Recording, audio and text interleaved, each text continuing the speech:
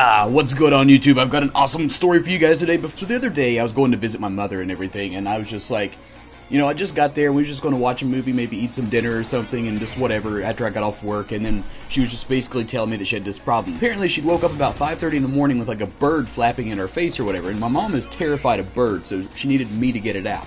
So after, I do some research and stuff about how to catch a bird and everything, like, I've never had this problem. I grab like this pillow shield and some like Tupperware lids, and I go into the bedroom and start throwing the Tupperware lids all over the place, trying to, just disorient the bird or whatever and try to get it to come out. And, she said she didn't even know if there was actually a bird or not, because she was kind of tired, and, it might have just envisioned it or something. So, after some quick looking, we'd never found anything at all. And then she proceeds to put on like some house shoes or whatever, and when she does, she steps on this creature, which actually turns out to be a bat. I mean, it's a bat. Like, I don't know what to do with a bat. Like, I've never really encountered bats very much before. So, I felt bad for the thing because, it got hurt when it got stepped on or whatever. So I build this crazy construction. Hopefully I'll have a picture pop up for you guys. Basically, I take this big box and I tape a mop to it so I can trap the bat in the box.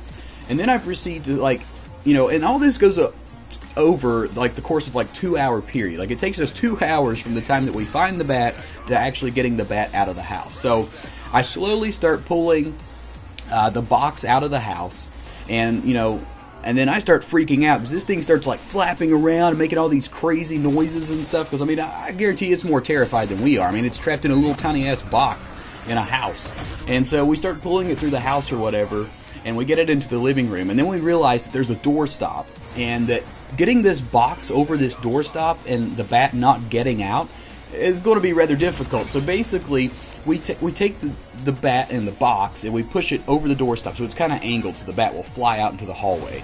And because it's an apartment complex and everything, and once it gets in the hallway, we can really care less what happens to the thing at that point.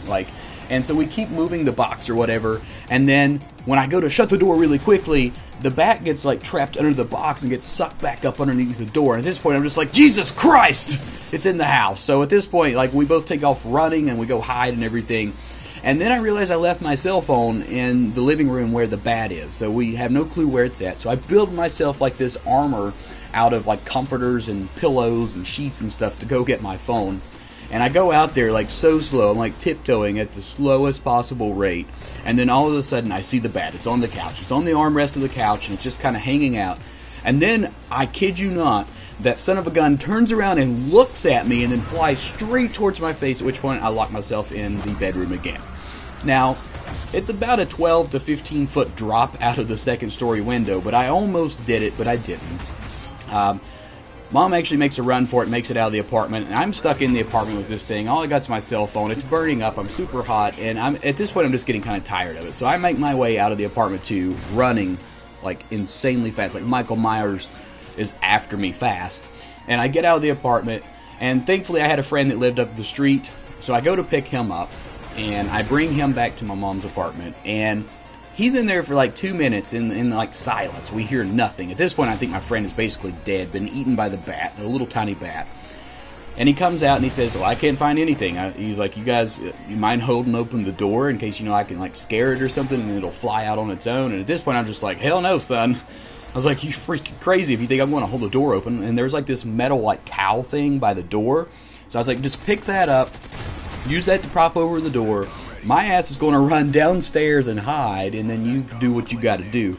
And then as soon as he picks up the cowl, there's the bat. And I just start freaking out. I'm like, Jesus Christ! Take off running, and I go outside, and then he basically picks up the bat. At this point, the bat's pretty much done. It's either tired, or it's near death, or whatever. But the moral of this story is, guys, make sure you have good friends in life that are going to come and help you out in troubled situations, because I'm just going to go ahead and say there was nothing I was going to do.